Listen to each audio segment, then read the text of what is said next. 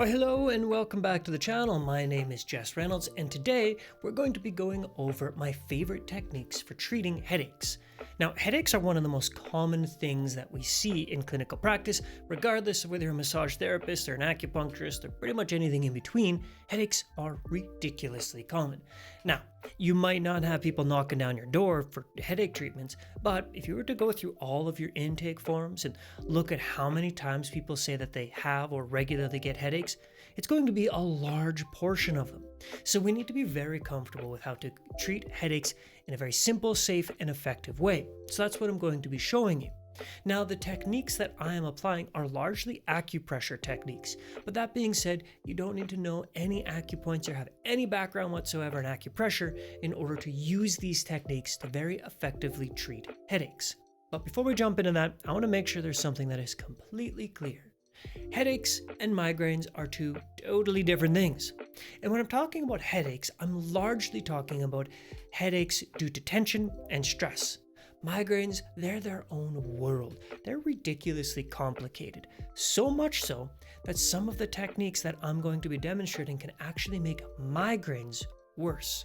So it is essential that you talk to your client and you make sure to distinguish the difference between a migraine and a headache. And if you or your client are unclear on this, ask them to go and see their family doctor, because you really do need to know if we're dealing with a headache versus a migraine. So with that, let's jump into how I very simply, safely, and effectively treat headaches. So, headaches. These are one of the most common conditions we see clinically. Now, not everybody's going to be coming in to see you for headaches, but if you were to go through your client intake forms, if you have headaches as an option, my guess would be a huge chunk of your clients are likely going to say that they have or regularly get headaches. So let's go through some of my all-time favorite techniques for very quickly treating headaches. So when somebody comes in and they do have headaches, what I've found is there's a very limited number of tissues that are going to be responsible and at play. We're going to have the SCM, which in my opinion is a huge culprit for tension headaches of all sorts. We're going to have the upper traps. We're going to have the fibers down here in the shoulder, as well as the fibers up here in the neck. And then interestingly enough, I also often see people come in with tension headaches coming from the jaw. So that's going to be the masseter, the temporalis.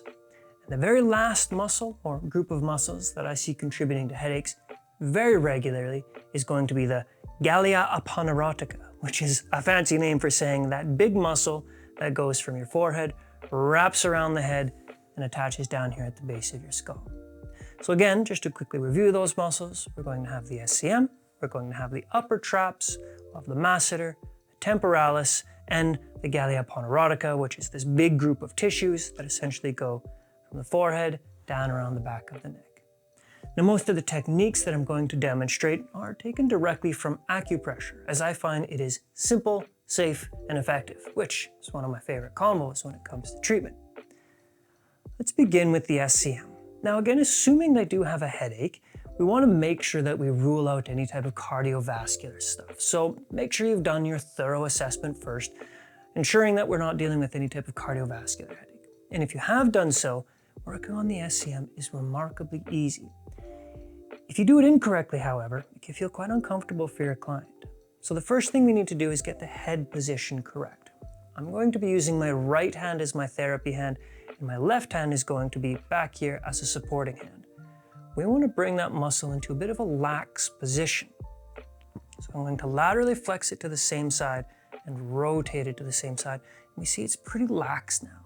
So what I can do in this position is I'm just going to take these two fingers, my thumb and my index knuckle, just like that.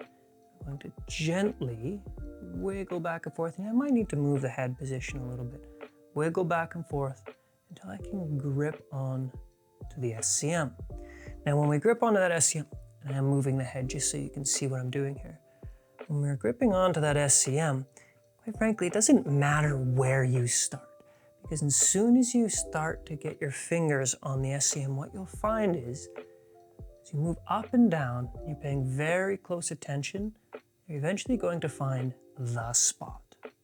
Now, quite frankly, and most people, I've found the spot to be pretty much directly in line with their chin. So if you draw a line straight from the chin down directly posterior to the SCM, That's the spot on the majority of people. And it turns out that's an acupoint. So what I'll do to treat this spot, being very mindful of the carotid artery, if I feel a pulsation at all on my fingers, I'm backing up, pumping the brakes. We don't need that.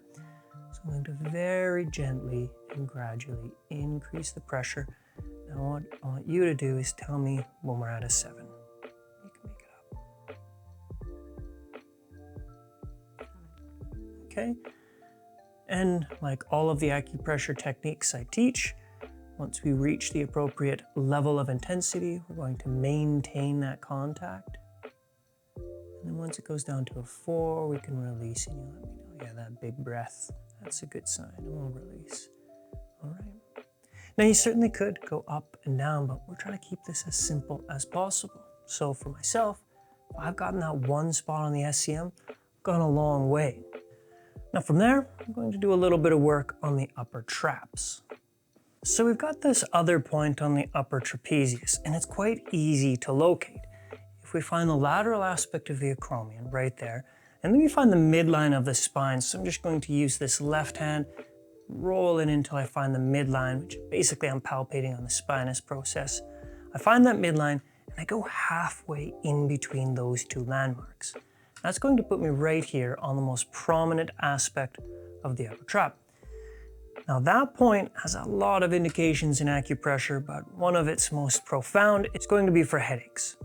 So to apply pressure on this technique, I can do one of two things. Number one, I can do direct pressure in. Now I'm just using my index finger because if you have nailed the point location, meaning you've really spent time to go to that halfway point, and you work with your client, making sure you are bang on the spot, it really doesn't take much pressure at all. If you're finding you do need more pressure, then we can move into a gripping technique. So I'll take my thumb and my fingers just like this. Curl in and squeeze. I was off the point a little bit, and squeeze, and just like we did before, you tell me when we're at that 7.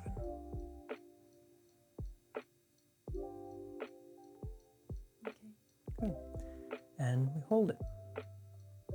Now, as I'm sitting here holding this, as we wait for it to go down to a 4, I'm going to make sure that you understand that even though it might look like I'm using a lot of force, that's just kind of the way I'm built. I'm a veiny, wiry guy, so it might look like I'm really squeezing and using a lot of energy here, but I'm not. I'm very relaxed. So don't let the look of my arm trick you into thinking that I'm really using a lot of energy and force, because truly I'm not. All right, we're down to about a 4. Good. And then we always do a little bit of kneading after that. All right. Let's move into one more spot in the upper trapezius. So what I'll do is I'll take these fingers, and I'm just going to start at the midline and roll my fingers lateral. And as I do so, you see this extra little bit of what feels like skin right there? And it's very thin. Like we're talking like maybe a centimeter maximum on most people. Tiny little bit of muscle right there in between my fingers. And you could feel it on yourself if you want. Just grip on your own neck and find that tiny little chunk of upper trapezius. And what you can feel, do this gently, is you can let that upper trap roll out of your fingers, and you feel just how thin it is. So once you've got a very gentle grip, and we're going to use that pincer technique again. Once you've got that gentle grip, just like before, we can squeeze until we get up to a 7. And wait until it goes down to a 4. Good.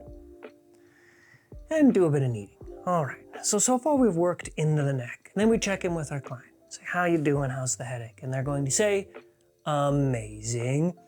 So we'll continue on though, because there are a few other potential culprits, and that's going to be here in the masseter, the temporalis, and then that big muscle going from the front to the back. Now the masseter, the spot we're going to be looking for, again, is relatively simple to locate. So all we're going to do is get our client to clench your jaw. Good, and I'm going to palpate, you can relax. And what I'm palpating for is the most prominent aspect of the masseter. And once again, you could feel this on yourself, just clench your jaw, feel that prominent aspect, and that's going to be the spot we work on. So once I found that spot, this hand here is going to be simply operating as this hand here is going to be simply operating as support, just a flat hand. I'm not applying any pressure. And with this hand, I'm going to use just that middle finger finding the spot, and slowly, gradually increasing direct pressure until we reach at 7. And when we're at 4, we do some gentle kneading.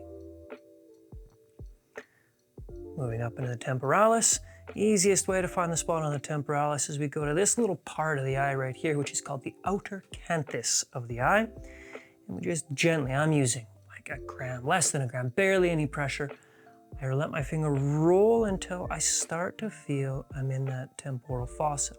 And as soon as I'm in that temporal fossa, now the hunting begins. I'm going to be slowly moving my finger inferior and superior. And what I'm feeling for is eventually my finger's gonna just fall into this hole. It's a tiny hole. We're not talking like a Grand Canyon or anything here. It's quite subtle, so you do have to pay very close attention to what you're feeling under your fingers. But once I find that little hole, and a lot of the time it's going to be in line with the eyebrow, or kind of like if you were to draw a line with the eyebrow and the outer canthus where it meets. But nevertheless, hunt around with your finger until you find it.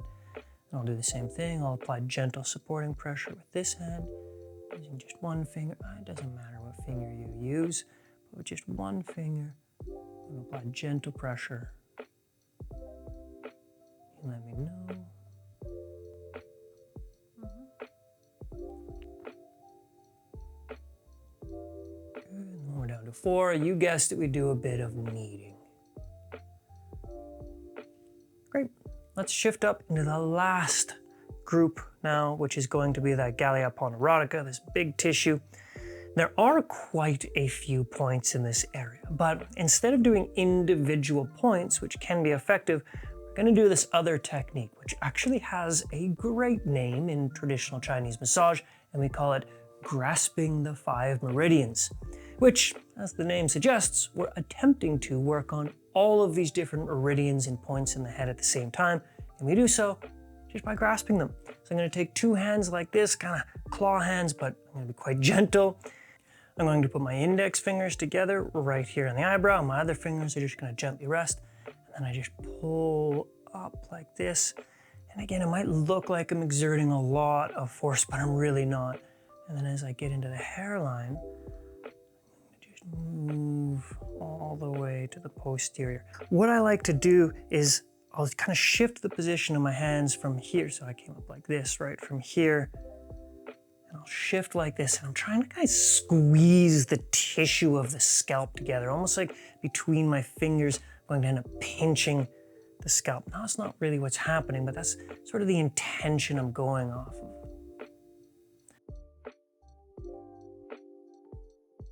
Now, one other thing you'll notice is I go from using the pads of my fingers when I'm on the forehead.